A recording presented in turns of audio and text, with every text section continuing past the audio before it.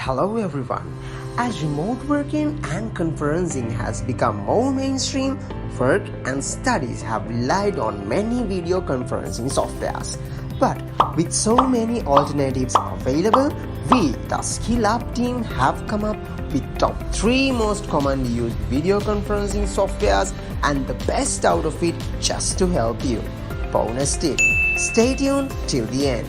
We will tell the overall best app that we found for your day-to-day use. We are going to compare Microsoft Teams, Google Meet and Zoom under 5 different criteria, which is quite important these days in professional and academic usage. Our first criteria is data consumption, or as you all know, data usage. We all know that audio calls use considerably less amount of data compared to corresponding video calls and conferencing. So, let's take a look at a simple chart about data consumption for the applications respectively for different use cases. So, here in this table, you can find how different apps perform in different use cases. For a casual conversation like having an audio call with your colleague, as in one-to-one call, Microsoft Teams seems to be the best choice. So, let's imagine you're having a group call with your friends where most of you guys turn on your cameras to see each other, to wave each other. You will find Microsoft Teams save a lot of data, as it uses roughly about 225 megabytes. In a scenario like webinar, where one or more users present their ideas with screen sharing while showing their videos, and a lot of audience keep listening by looking at the screen and hearing what speakers say, you will find Google Meet will be the ideal choice, as it uses roughly around 1.4 gigabytes per hour. So, let's move to the second criteria, which is ability to run without downloading any setup. As I've mentioned before, the second criteria is the ability to run the program according to our ease. All 3 apps support working in a web view, which is running in a Chrome tab instead of downloading and installing the program. In this case, the functionalities will be limited, and you may need to download the program to use all the features. In general, both Zoom and Microsoft Teams provide quite a number of features than Google Meet when the client program of both apps are installed. Google Meet does not have any client program to download and depends solely on the web view.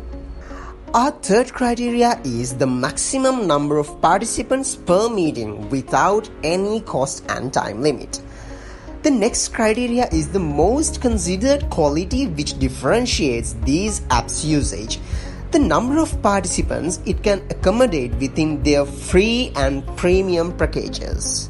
So listen close to this. This may attract your attention. Firstly, Zoom.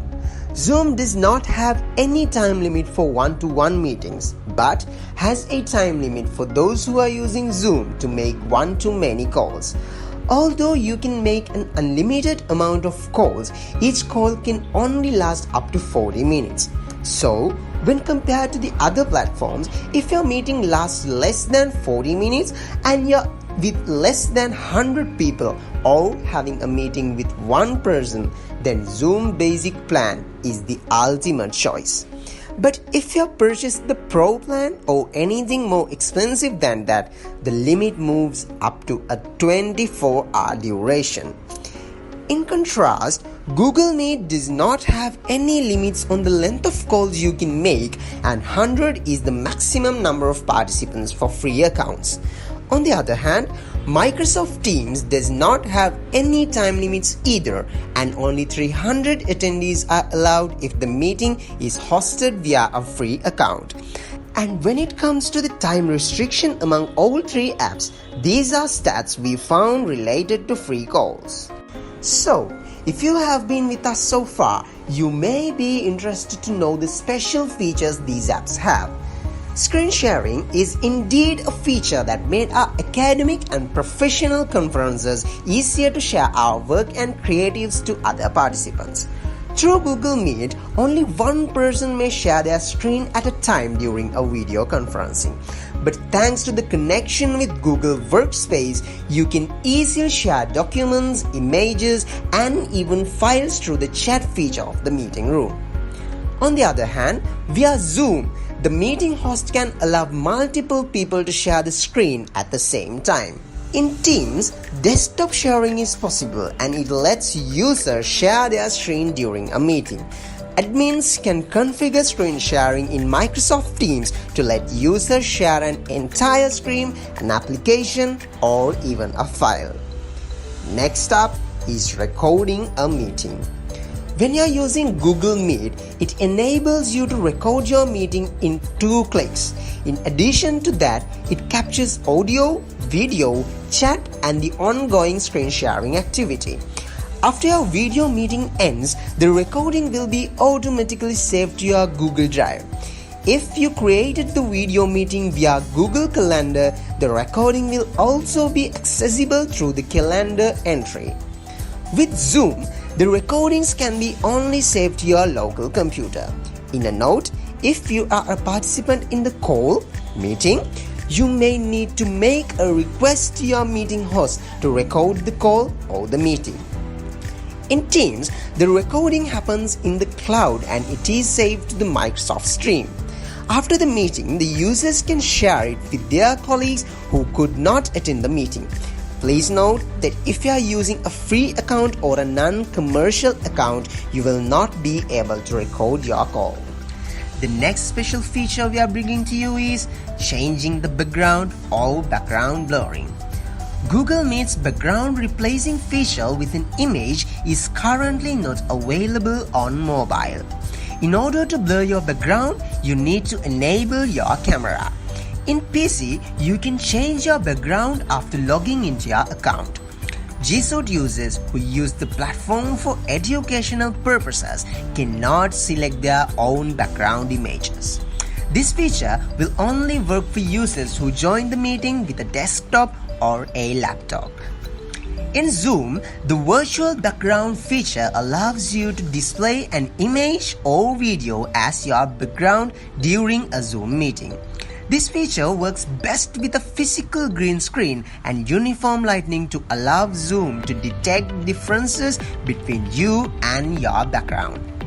You can also upload your own images or videos as a virtual background, which will come in handy. If the user has a Microsoft Teams commercial or educational account, they can change the background effect.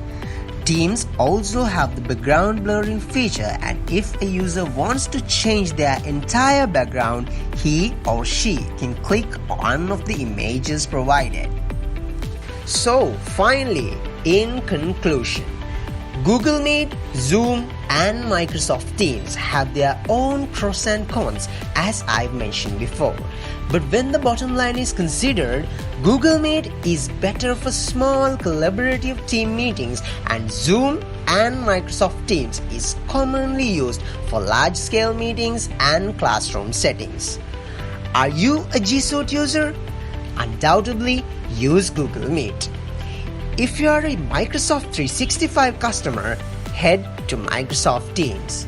If you belong to a corporation or a school, while you probably are using either G Suite or 365, use any video conference software on your plan. If not, free Zoom and Google Meet would be available to help you. Honestly, Zoom and Google Meet are the quickest and the most straightforward ways to start video calls using calendar links, meeting URLs, and phone dial-in numbers. You don't even need to create an account with Zoom, though Meet requires at least a free Google account, which Google says is a security feature. Microsoft Teams, on the other hand, really shines when a team needs to jump on a video call from a chat message thread. If you really want us to recommend one service to try, go with Zoom. It's what everyone is using at the moment, and the company has been doubling down on its security efforts, even rolling out a major 5.0 update that groups key settings under a new security icon in their menu bar. It also betters Google Meet when it comes to managing larger groups and offers better screen sharing options and controls. Overall, they all have great features, and deciding which one is better solely depends on what purpose you are going to use them for. So, now is the golden moment. We are going to present you with the bonus tip that we promised you in the beginning. Listen carefully. You can now start a Messenger room from a WhatsApp chat just by clicking the attachment option and selecting the room creating option. It provides an easy way for people who are on Instagram, WhatsApp and Facebook. You can connect up to 50 people via Messenger rooms. Hope you come across lots of information you weren't aware of before. So, what are you waiting for? Click on the subscribe button and press the bell icon and await for more informative videos. Hoping to catch you all later.